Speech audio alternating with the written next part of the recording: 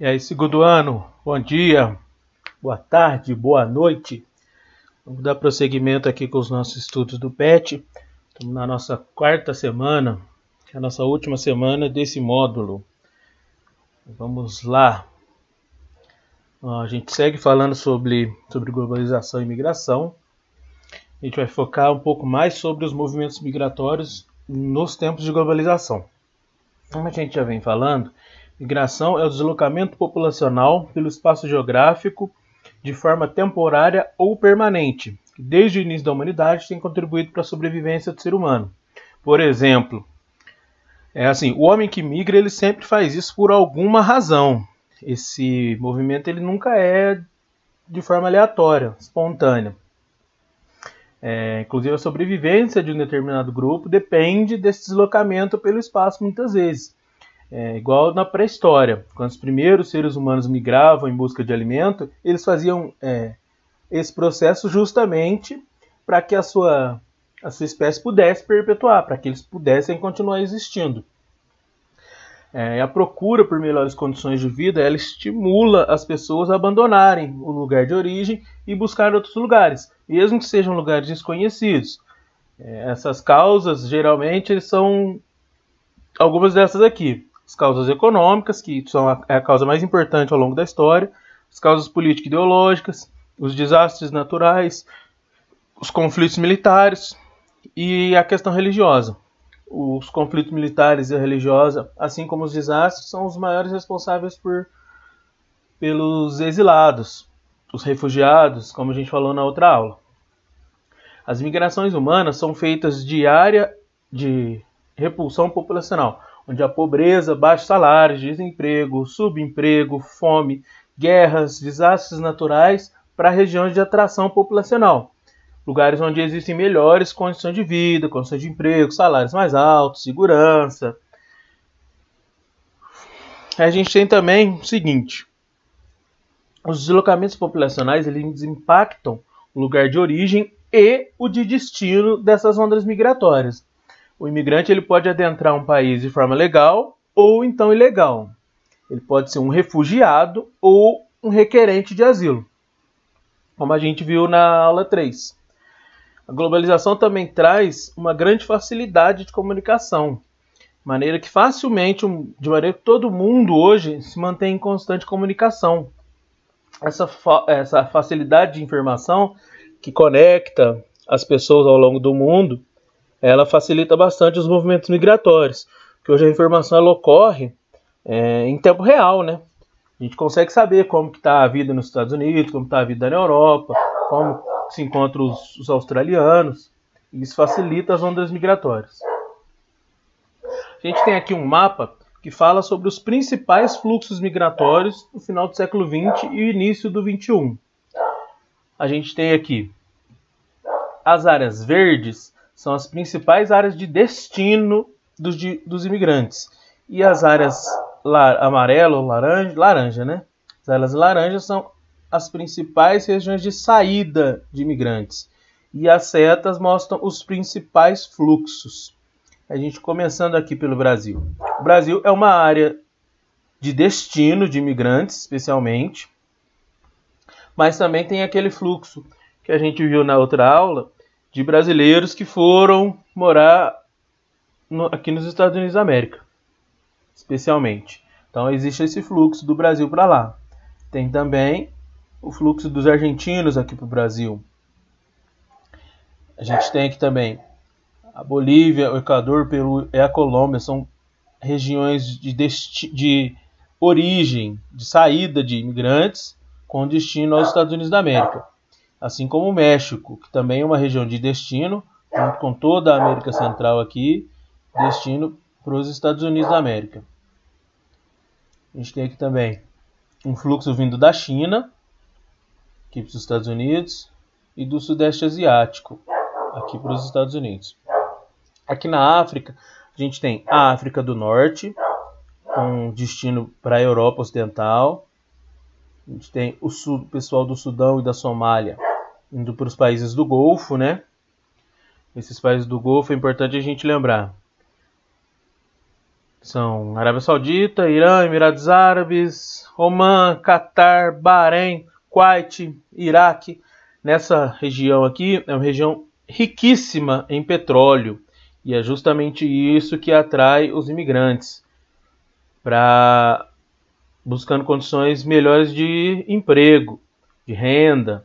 É uma área com um PIB bem alto, pois concentra bastante petróleo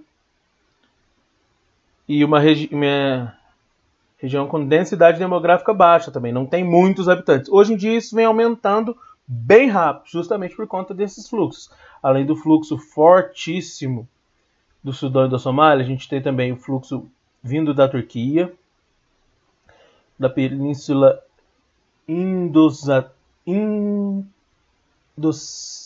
não consigo ler, está bem baixo aqui. Mas essa área que é a região da Índia, Paquistão, essa região aqui, eles também migram para o Golfo, para os Estados Unidos e para a Europa, os indianos. É uma região muito populosa, densidade demográfica bem alta. A gente tem aqui o Sudeste Asiático, a China, a Coreia, regiões de bastante saída de imigrantes, especialmente para a Austrália, para o Japão e para os Estados Unidos. Esses são os principais fluxos migratórios do final do século XX e início do XXI, no mundo inteiro, certo? A gente tem aqui alguns motivos sobre as migrações, que são as forçadas ou as espontâneas. A gente tem que ter em mente que esses processos ocorrem devido a problemas locais, especialmente escassez de recursos. E nem sempre esses motivos foram os mesmos durante toda a história.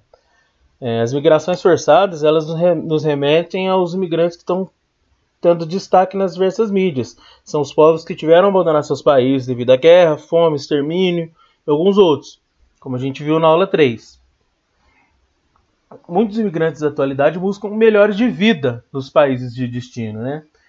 Dessa forma é possível a gente afirmar que a população dos países mais pobres é a que com maior frequência busca essa imigração, porque os países pobres, na sua grande maioria, não conseguem oferecer boas condições para toda a população. Agora, as migrações espontâneas, os indivíduos desejam sair de um determinado lugar por outros motivos pessoais, tipo insatisfação política, econômica, religiosa. São imigrações espontâneas. Eu acho que seria mais legal mudar de país, não uma coisa forçada, em que você não vê uma outra alternativa.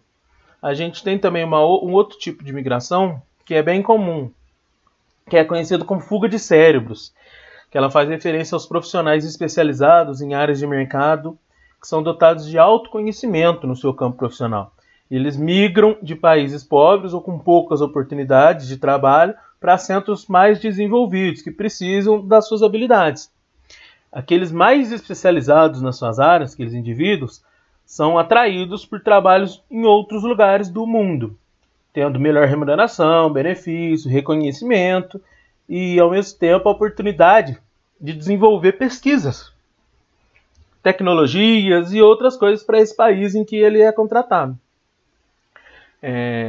Ainda nessa mesma linha, a gente tem também um fluxo migratório temporário de estudantes, especialmente chineses. Eu sei que a China, a Coreia, o Japão têm essa prática. O governo do país custeia o estudo de vários jovens, especialmente nos Estados Unidos, nas grandes universidades, como Harvard. E assim que esses profissionais se formam, eles retornam ao país para empregar esse estudo que eles tiveram em países mais desenvolvidos nas suas áreas, aplicar esse estudo a favor do Estado.